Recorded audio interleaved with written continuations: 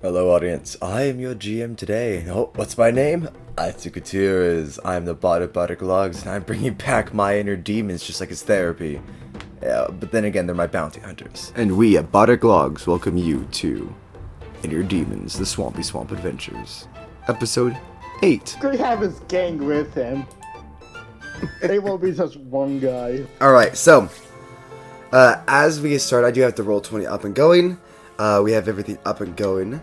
So, before we go, what do you guys remember? I want to give you guys a moment to kind of express in your own character perspective what happened. Well, to start off with me, I got fucked pretty hard. I didn't do anything wrong. Right, yeah, no, Corvis totally didn't do anything wrong. Honestly, it's not like he totally hit me with his sword and took away pretty much healing potions worth of damage. Yeah, no, he totally didn't do anything wrong.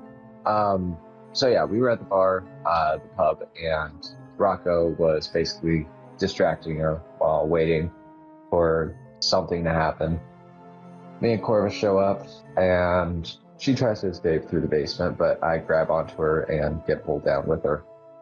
I get blasted with the blight and almost die.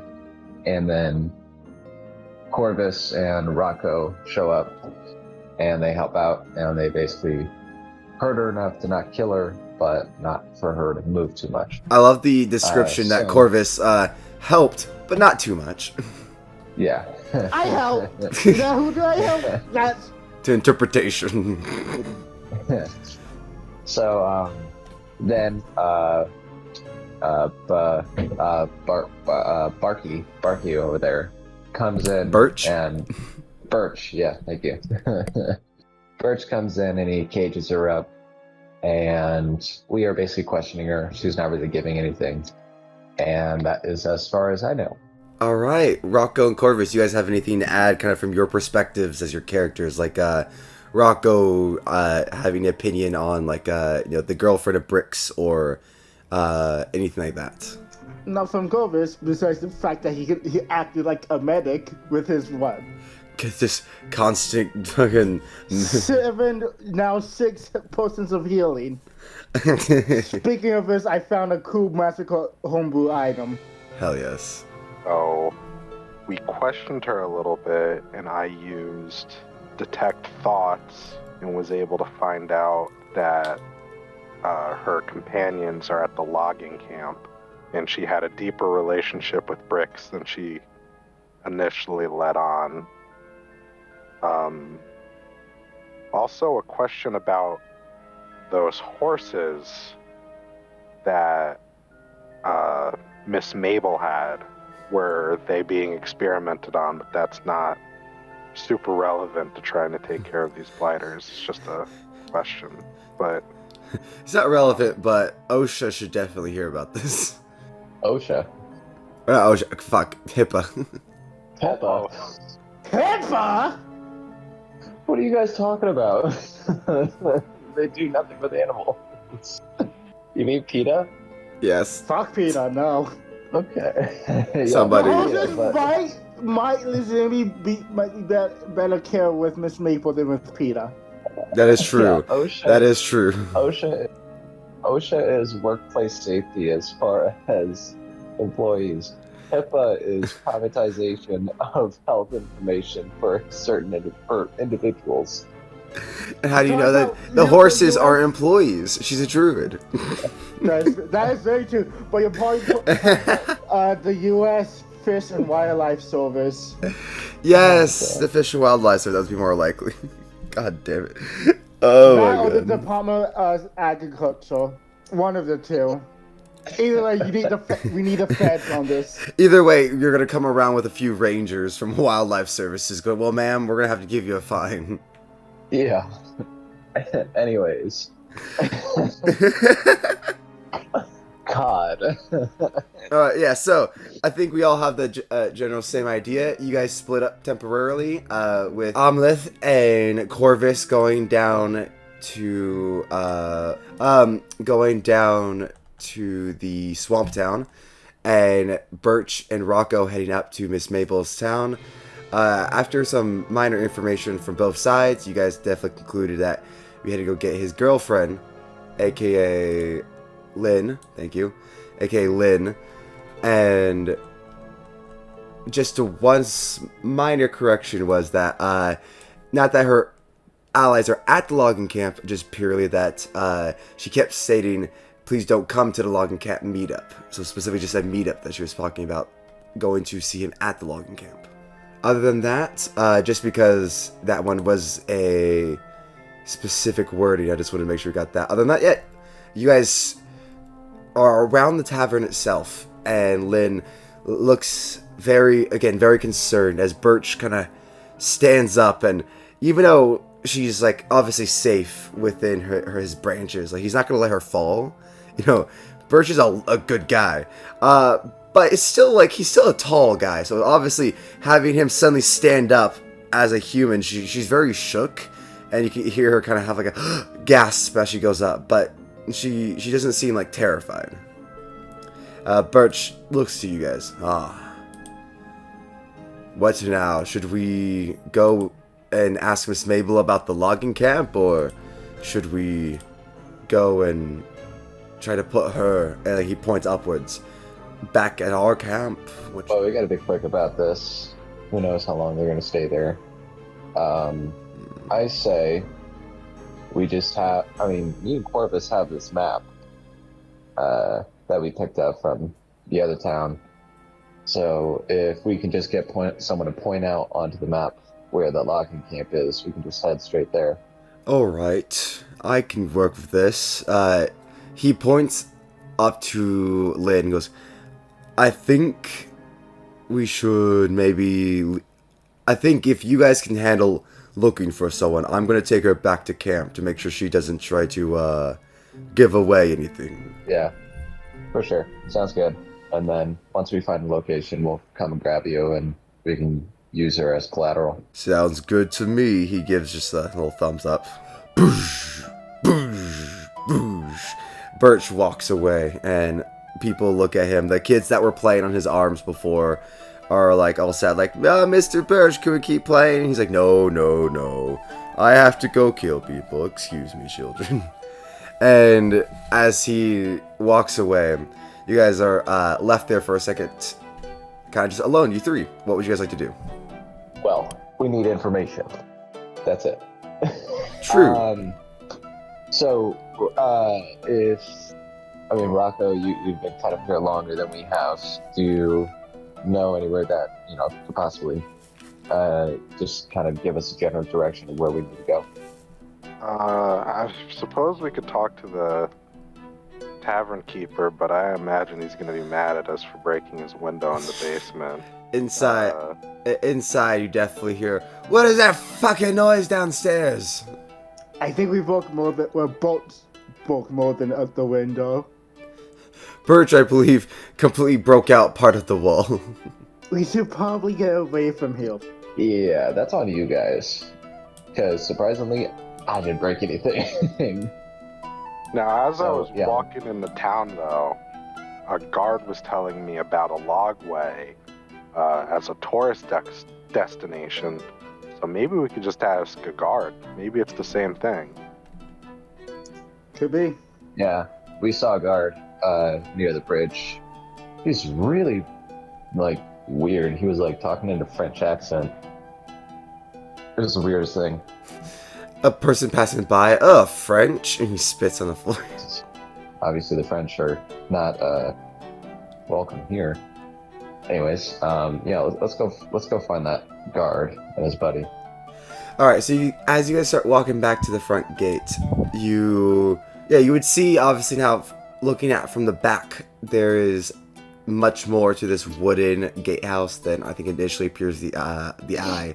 The whole thing has large columns that kind of spin themselves in order to raise and lower the bridge, and you see one guard on each kind of column. Besides that, you see roughly, even on just the gate here, it looks like 8 different guards, which is a fairly lot for a gatehouse. Normally you might have 4, at most 6, to kind of monitor different parts. It definitely looks very busy as you guys are able to look from the side and see people running up and down from the different towers and kind of just going on and off the walls. And as you approach, you do hear the very kind of vaguely French accent in the distance. I told you, you're not to lower the bridge yet, you idiot! And like smacks him up the head. Fucking Flint. I think we found him. Oi, Frenchie. Hey, what? He turns around. Well, drop the accent first. Two, we need to find a logging camp. Someone mentioned that you said like there was a logway that could lead us to it, but we need a little bit more precise location. I just like kind of hold out a map. As you say, drop the accent. I'm so tempted just to be like, oh yeah, my bad, man. What you're talking about? He like leans forward. Oh, the Roseway Lagoon Way. Yes. He points just to the complete opposite side of the town and gestures, and then realizes like you want more precise directions than just gestures. He's like, wait. Takes out a little bit of chalk, like how do I put it? You know how like back then they used to like take like this tree tar and stuff and like ash and stuff, like put it together and make like just like very crude little like things like mark stuff off or stuff like that. It's kind of like that, where he takes a little bit of that tar, rips it off, and very lightly just starts laying it on several little points on the map. Let's see, the Roseway Logway should be about 3 hours this way, and like points an actual like much like a pirate map with like a little dot. He uses the sap to kind of just dot, and half an hour to the left, dot, and about near 15 to the east, and like taps it all exactly just back and forth. And he's like, okay, well, there you go. That should take about little under 3 hours to get there. 3 hours. Shit. Well, where's the sun at exactly? Currently, let's see. I believe it was like midday by the time you guys got there, or at least later. So I'm gonna say the sun is not necessarily setting, but it's on the set path. Okay, so about mid-afternoon. Mid-afternoon. Well, we had better hurry before it gets too dark and catch up to Birch and let him know. Sounds like a plan to me. Butch, is that the birch tree that was walking by? That was him. Most likely. There's another, was it treant? No need to be sarcastic. I just say he was very fanciful looking. Either way, get the fuck out. He like starts walking away. I'm going to lean over to Amleth and probably say to him, if you want, you can kill him.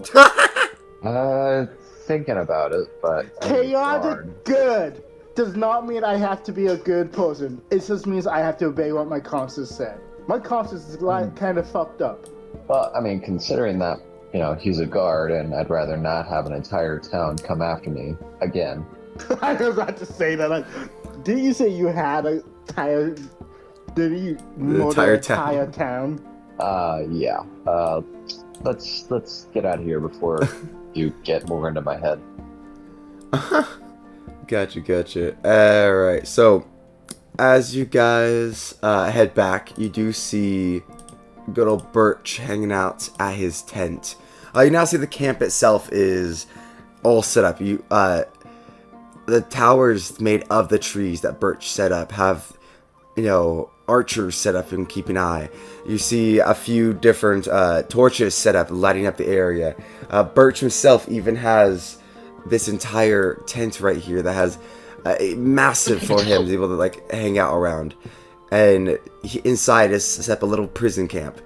But like a nice prison camp, like, you know, like there's a garden that he feeds her vegetables, and it definitely is making sure she's like comfortable. It doesn't look like Birch is inherently cruel with his treatment of her. And as you approach, Birch just kind of waves to you. Hello there. Howdy. We found the logging camp. Ah, good. We should probably stay in for the night and head off tomorrow morning then. I don't know. I don't like that. That seems pretty, seems kind of dangerous to stay in one place. Even though with the guards that we have, we could get surrounded and killed at that time. So, I mean, they do have a prior. Everybody else feel. They do have a prior master, so it's not like they need to kill us directly. Set fire to the surrounding foes, and that can easily smoke us out. Birch gestures with like his hand, kind of that like, oh, you, and his, I don't know how to describe, like kind of just like the hand flop, the very foppish hand flop, and that like produces enough wind to like blow your guys' hair back a little bit, and just kind of like, ooh, blow, like just like a whole wind, it just like almost like slaps your face, and goes, that's why we have plenty of guards. I've set this up plenty of times before, don't worry. That's why we have you. And he taps on the ground, kind of like almost like how you would to like a guard dog, kind of like, oh, good job, buddy. Oh, I really hope you didn't just call me a dog. He didn't call you a dog, but he definitely gave you kind of like a tap, you probably got it a little bit like a low-key dog, kind of like, maybe treants look at humans very, very much how we look at animals. I'm a dog. I'm a fucking rabbit-ass dog. Oh, you know. But back in character. Yeah, sure. We can stay here if you think it's best. He looks around.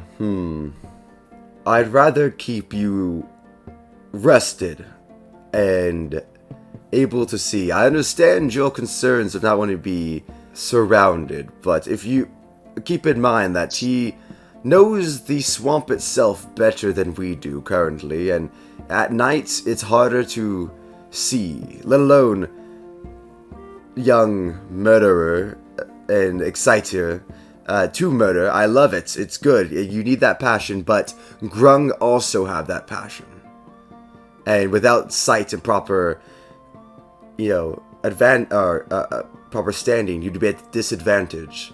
And the last thing I need is you dying to a couple frog people. Yeah, I guess so. Alright.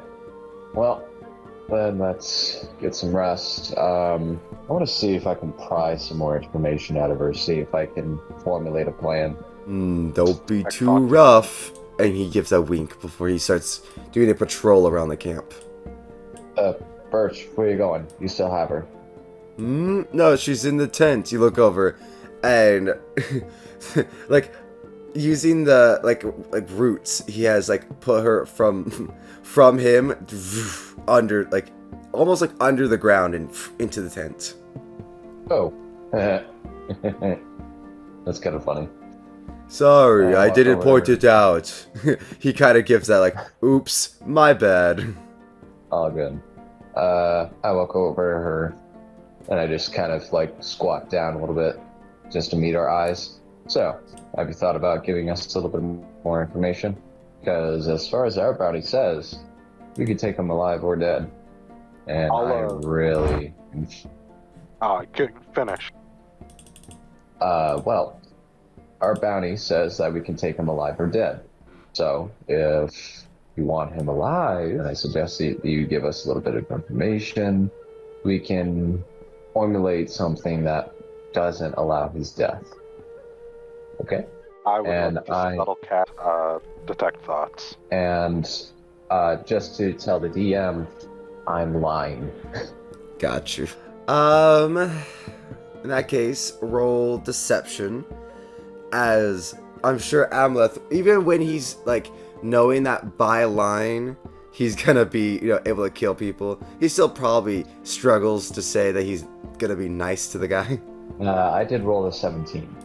Never mind. He absolutely sounds genuine, And compared to her role of insight here, absolutely, like she's just like kind of nodding her head. So I would say, Rocco, you definitely hear doubt in her head. She's like, oh, maybe he's right. Maybe he's right. Maybe he's right. I don't know. Oh God, what would be best for Briggs? What would be best for Briggs? What would be best for me? What would be best for us? And like she just kind of starts like having, not like a panic attack, but she starts going through all of these like options in her head. You can tell, like, again, you can't see the deep thoughts, but you can almost see like a notepad come up, and like she's going through like this mental checklist. Your time. It's all right.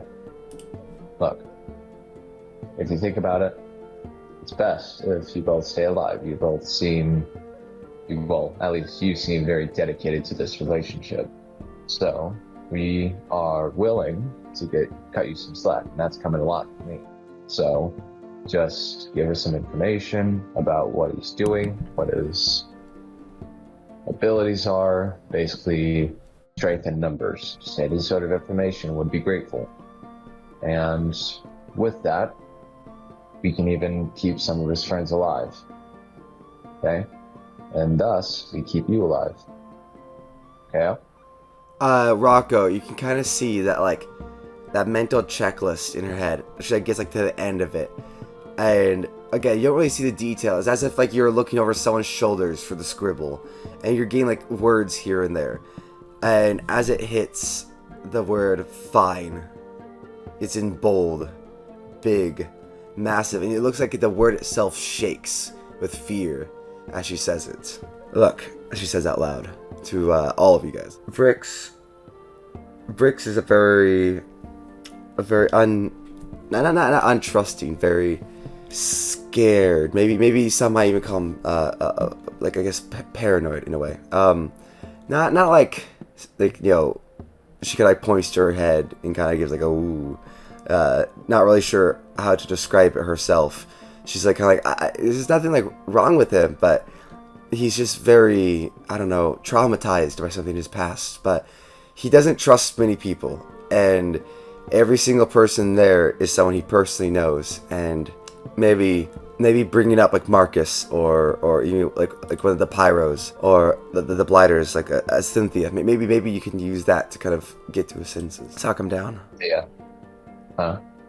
Cynthia, yeah, and Marcus, and I don't know everyone's names. I only know a few of them that I talk to personally. The rest of them are, I think, like old like classmates, like wizard mates from his college, or druids that they used to do like shrooms with in the forest. So Cynthia, Marcus, you got it. So you're saying that we use that information, he calms down. Maybe if you word it right, but if you like, you know, she kind of does look in mind. Like, keep in mind if you come off too threatening, he might think he needs to protect them more. So she kind of like does the with both hands, that kind of like more or less symbol, and she's kind of like, if you do it right, you can get, you know, I think you'll be able to calm him down, appeal to his senses.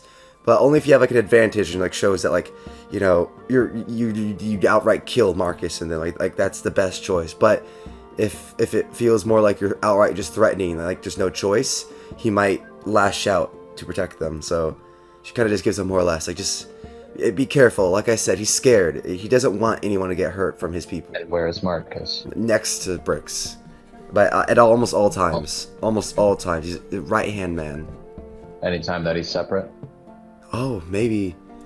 I don't know where they go. Again, I was, as I've told you a little bit, I've been tasked to stay there, right? To stay in Rosewood, and that was like my thing. I don't know exactly where. All I know is that he would occasionally talk about Marcus having to go to a witch, a merchant. I don't know. I call her a witch, but what they describe, they say she's a merchant, but she sounds like a witch to me. I don't know, like about 30 minutes away from the actual camp, but and she like points to a position like if it's just walking distance, I would say, like, if you're like on a flat surface, it would maybe only be about 2 hours past the logging camp.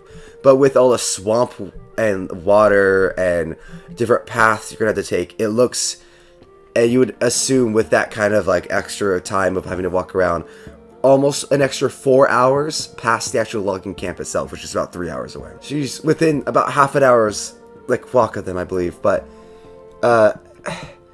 they go there to buy and trade for bandages, like natural items, vine ropes, apothecary supplies, bandages made from leaves, you know, different stuff, and they've been trading like you know, magic items that they took from adventuring parties that we've ransacked.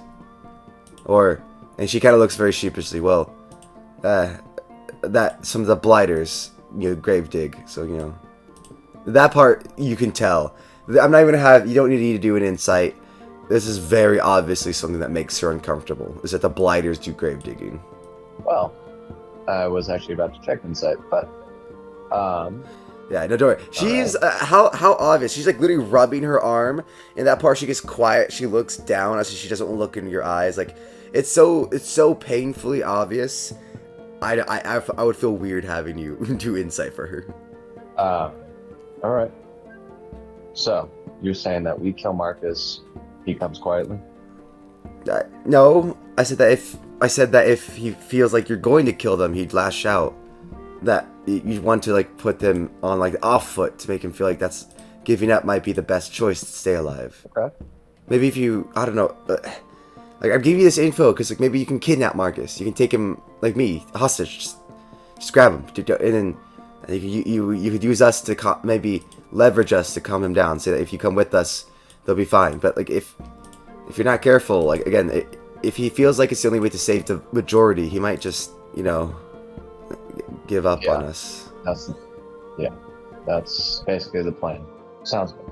Well, thank you for the information and you for telling the truth. I just don't. She looks like she like approaches the edge of the tent with like the root bars. Like, I just don't want anyone to be hurt, please, okay? I love him, and I'm gonna support him no matter what he does. And I'm gonna make sure he's safe, but please, he's not a bad man. He's just not agreeable right now. Or no harm will come to him. You got my word. She sighs and sits down. Yeah, nowadays, I don't know how much people's words are worth, but thank you. You're welcome. I step away from the bars and I go meet up with the group on the other side of the camp where she can't hear us. Okay. You're motoring the guy, right? Well, yeah, obviously. Good. Well, here's the thing. So, the only way that we can kind of get him to lower his guard, sort of, we have to kidnap his friend. So, basically, this guy named Marcus. There's a little place that Marcus separates from Bricks off about half hour away from the camp, the logging camp. And basically every time he goes there, he's meeting some witch, and that's the only time that he's away from Bricks, and possibly, most likely alone. So, I say that we sneak up on him, grab him, and once we have that, we bring him and his little girlfriend over to the logging and use them as bait, sort of. Get him to drop his weapons, make sure that he is shackled, and as soon as we have him shackled, kill him. And make sure that the rest don't survive either. I don't. Both of your silences are telling me otherwise. I don't feel comfortable with straight up executing him when he's shackled. What is everyone's passive perception, real quick? 12. 12? 11. 11? 15? 13. Oh, 13, okay. 13. Well, and Link should be with us, so True. Pose is 13 as well. True, and Nails, the imp, has a little bit of a... Okay, Nails, surprisingly, points out from Rocco's shoulder, down to your guys' feet, there's like this root that looks... It's gonna look... My description is gonna sound a little bit rubber hose-esque, but you see what can only be a birch wood root listening in with an over-exaggerated rightward hand to the ear. Bolts, is that you? No! Off in a distance. Birch, get over here. Well, stay right over there, actually. You can still hear us. Valid. Well, we need to speak with you about this too. You're involved. So get over here. Hello. So, Birch, I'm going to ask you 2 questions as I'm, like, basically, like, pinching my brow and all that. First off, why are you listening to us? He kind of just gives a shrug and goes, it's part of the trade. Gotta make sure info is taken, whether it's known or not. Well, that is true. He's not wrong. That kind of violates the sense. And that is a sense of trust that is being hurt in the process. You do realize that, right? He puts his hand to his chest and goes, I'm sorry if me listening harmed your feelings, but I didn't know you were trying to be secret. We weren't trying to be secret. Then is there an issue with me listening to you having a conversation and being updated? The problem is that you don't seem to trust us. I was actually about to go look for you so that I can let you know the information of what possibly the plan would be. But considering that you were walking around and that they were just right here, that basically, they were the first to hear about it. You were going to be next. So now that you were listening, and now that you're here, basically, you already know what the plan is. We kidnap Marcus, we get Bricks to lower his guard, and then you kill him. Because here's the reason why I say that we, execute him, basically. You saw, at least these 2 saw, what that blight spell did to me. It was very, very fucking deadly. And while I am very pissed about it, and I honestly want to rip that woman's guts apart, I can't. Not yet. So, as much as this may seem a problem as far as your guys' consciences go, we are bounty hunters, and just real quick, DM, is the bounty dead or alive? It is, it's either way, dead or alive. Well, basically as much as it says dead or alive, here's the thing. We leave him alive, he has a chance to escape, and he has the absolute chance to perform more crimes, and as well as fuck more people up like she fucked me up. And trust me, while you guys might not have gotten hit by the blight, I cannot tell you the amount of fucking pain that causes. And going through your consciences as far as pain goes, I'm sure that you don't want that to happen to anyone either.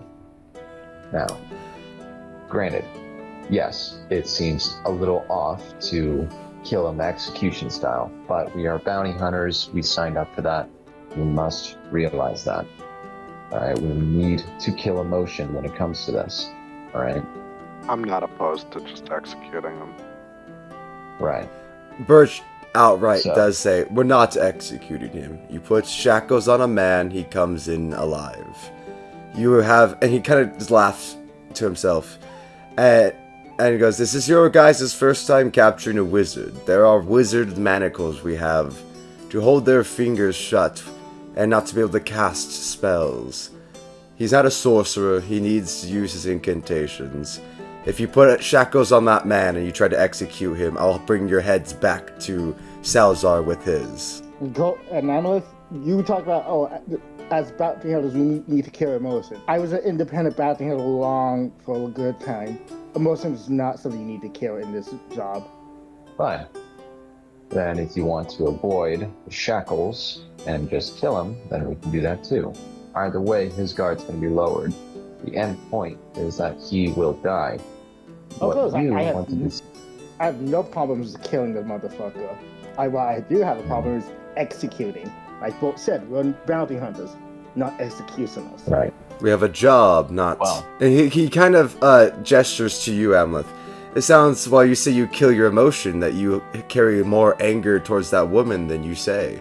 You say you want to just rip her head off, but sounds like you hold more grudge against her and her people than she has against you. It ain't a grudge. It's more of a returning the favor. He shrugs. I don't Call think it what you will, though. I don't think you realize exactly the amount of pain that she had given me when she hit me with that flight spell. He Birch.